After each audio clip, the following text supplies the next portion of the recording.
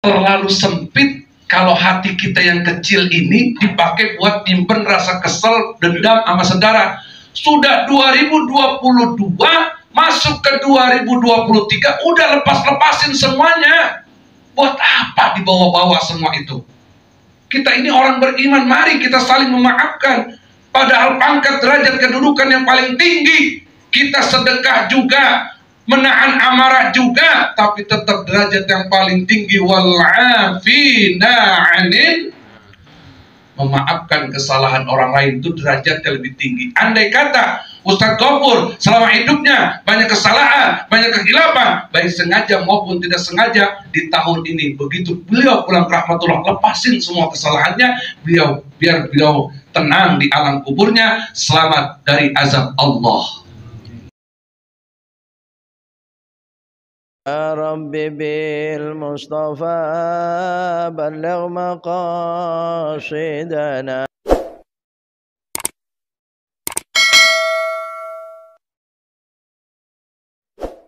Jadi seorang mayit, wa ahbib masyita mubarikuhu. Apa katanya? Yang kedua, ya Muhammad, cintailah apa yang kau cintai sesuka hatimu. Innaka mubarikuhu, karena sesungguhnya engkau akan berpisah dengan orang yang engkau cintai. Silahkan cintai dunia ini, engkau bakal meninggalkan dunia, atau nanti dunia akan meninggalkanmu. Cintai istrimu sekuat hatimu, setulus hatimu, pada akhirnya engkau akan meninggalkan istri, atau istrimu nanti akan meninggalkanmu.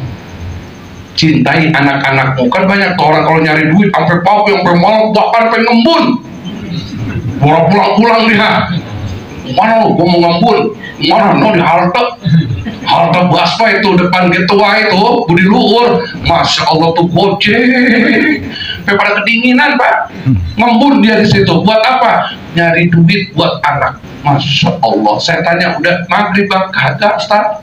Isa? Ya boro-boro Isa maghrib aja lewat. Coba tuh, lo coba itu hidup begitu amat. Dia pertaruhkan buat anak, padahal apa? Inna kamu bariku, dia bakal berpisah dengan anaknya. Hari ini secinta apapun Ustadz Ghafur dengan Masjid Al-Mubarak, dengan istrinya, dengan anaknya, dengan ibunya, dengan saudaranya, oh lihat pada akhirnya dia berpisah juga, beliau berpisah juga. Lihat orang tua kita, Bapak Haji Mardani, kurang cinta bagaimana dengan apa yang dicintainya, pada akhirnya berpisah juga. Ini pelajaran buat kita, bekal apa yang sudah kita persiapkan, karena pada akhirnya kita akan berpisah. Apa yang ketiga? Yang ketiga kata Rasulullah SAW, ya Muhammad wa'mal fa innaka majziyun bi. Ya Muhammad, berbuatlah sesuka hatimu. Berbuat sesuka hatimu. Apa yang bisa kau perbuat, perbuat, silahkan. Mau itu kebaikan, mau itu keburukan, silahkan. Innaka majziyun, sesungguhnya kau akan menerima balasan dari apa yang kau perbuat. Ama ya'mal mithqala dzarratin wa man ya'mal mithqala dzarratin syarran, engkau akan menerima kok balasan sesuai yang engkau lakukan. Makanya Allah ingetin, hendaknya setiap diri memperhatikan bekal apa yang sudah engkau persiapkan. Wattaqullah, bertakwalah kamu kepada Allah. Innallaha khabirum bima ta'malun, sesungguhnya Allah mengetahui apa yang kau kerjakan. Allah lihat kok. Hari ini kita tahlilan di tempat ini, dikasih ini, dikasih itu, Allah melihat, dicatat. Yang dengerin ceramah hatinya kesel juga dicatat. Lama buat di ceramah dicatat tuh. Jangankan yang gaib, yang nyata, yang halus, yang tidak nampak pun dicatat. Dia nunduk tapi kesel, bukan makan rambut kalau masih lama, menyemot gorengan lama banget di ceramah. Itu dicatat tuh yang rundel begitu tuh, di pojokan kali orangnya. Itu dicatat tuh yang begitu. Ayo dah, coba merubah di tahun 2023. Ayo satu, Sudah saatnya kita merubah diri untuk menjadi orang Islam yang kafah, yang lebih beriman, bertakwa kepada Allah Subhanahu wa Ta'ala. Yang kedua, memperhatikan bekal apa. Apa kata malaikat Jibril kepada Nabi Muhammad? Wa'mal. Apa katanya? Ditutup dengan hadisnya, perkataannya malaikat Jibril, wa'lam, ketahuilah ya Muhammad, inna sarafal mu'minin qiyamuhu bil laili.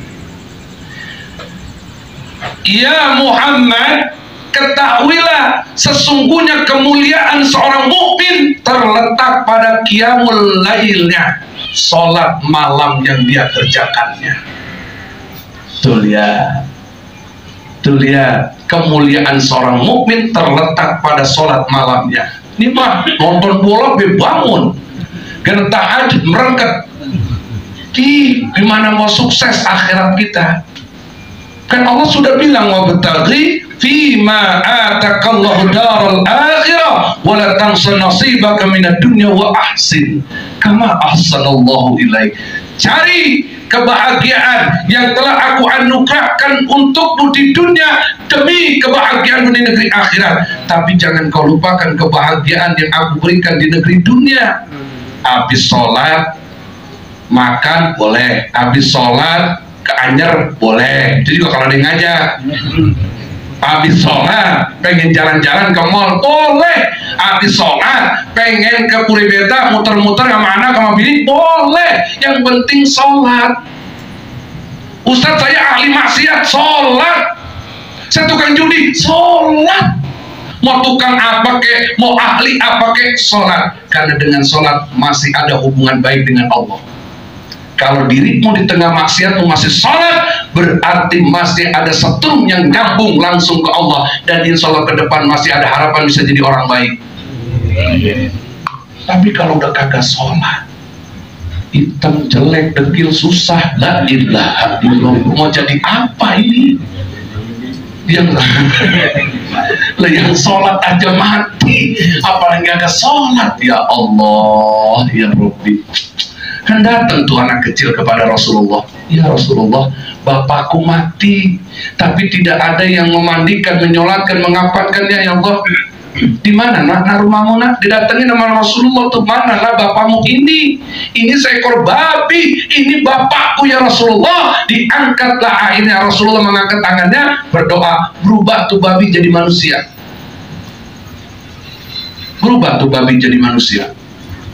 Begitu berubah jadi manusia, akhirnya Rasulullah perintahkan kepada seluruh sahabat untuk mengurus ini jenazah, lalu apa? Dimandikan, dikafankan, disolatkan, dan dimakamkan. Begitu tiba saatnya itu, jenazah turun ke liang lahat, berubah lagi jadi babi.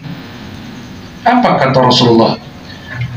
Ya ayyuhal ikhwan, wahai seluruh saudaraku, ayyuhal ikhwan, wahai seluruh saudaraku, ketahuilah ini jenazah berubah lagi, ini mayit berubah lagi jadi seekor babi. Kenapa ya Rasulullah? Karena semasa hidupnya gemar, senang, bahagia meninggalkan sholat dengan sengaja.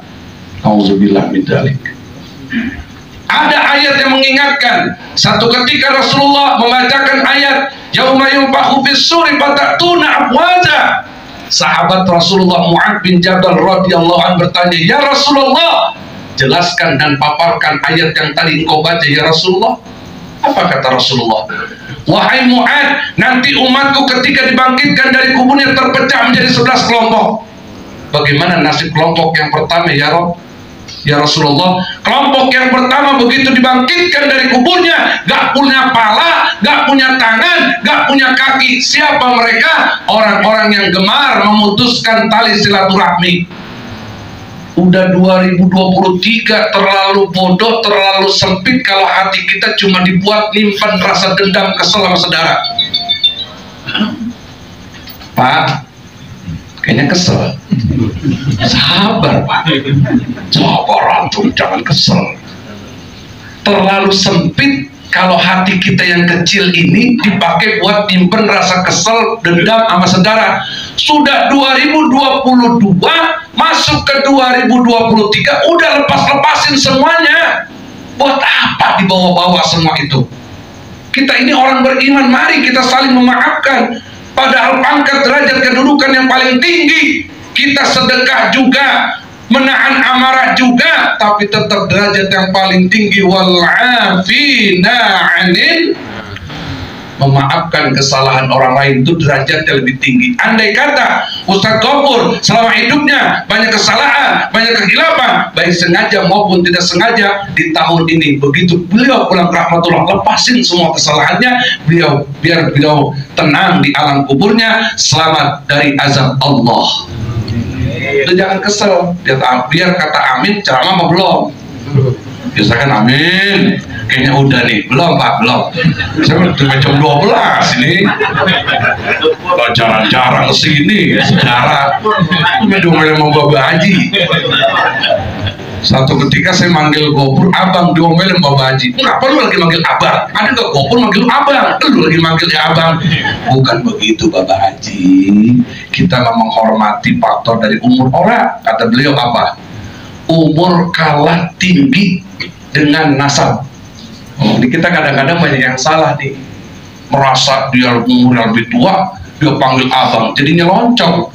Ingat, nasab lebih tua daripada umur. Biar kata umur lo lebih tua, di bawah lu ini umurnya lebih muda, tapi secara nasab dia lebih tua, panggil abang. Orang saya juga domelin Bapak Haji, ngomong lagi goblok banget tuh, dikata gitu saya. Ini di sini di bangku lagi duduk bertiga, wah lagi goblok banget tuh manggil Gofur abang. Lah, buat penghormatan Bapak Haji, kagak ada penghormatan. Iya dah, kita namanya bocah orang tua, bener gak Pak? Iya baik, iya dah. Kata Ustadz Gofur, iyain aja Ustadz ya, daripada kita diomelin. Tuh, kata Ustadz Gofur gitu, iyain baik daripada kita diomelin, ya dah. Kayaknya nomor bader lu jadi bocah, digituin. Makanya kita kadang-kadang lebih mengandalkan apa? Umur ketimbang nasab. Padahal nasab lebih tua dibandingkan umur. Makanya biar itu melepas. Udah, jangan ada marahan-marahan lagi. Udah, jangan ada kesel-kesel lagi. Kelompok yang kedua kata Nabi, tahukah kamu Mu'ad? Kelompok kedua adalah yang dibangkitkan dari kuburnya orang yang diperhatiin, dibangkitkan dari kuburnya wujudnya seperti seekor binatang babi yang berwarna hitam dan berbau busuk. Mu'ad nangis. Kenapa ya Rasulullah kelompok ini? Ini adalah kelompok yang semasa hidupnya gemar meninggalkan sholat dengan sengaja. Terdengar kabar dari neraka, mereka akan masuk ke dalam neraka Sakor dan akan disiksa ke dalamnya.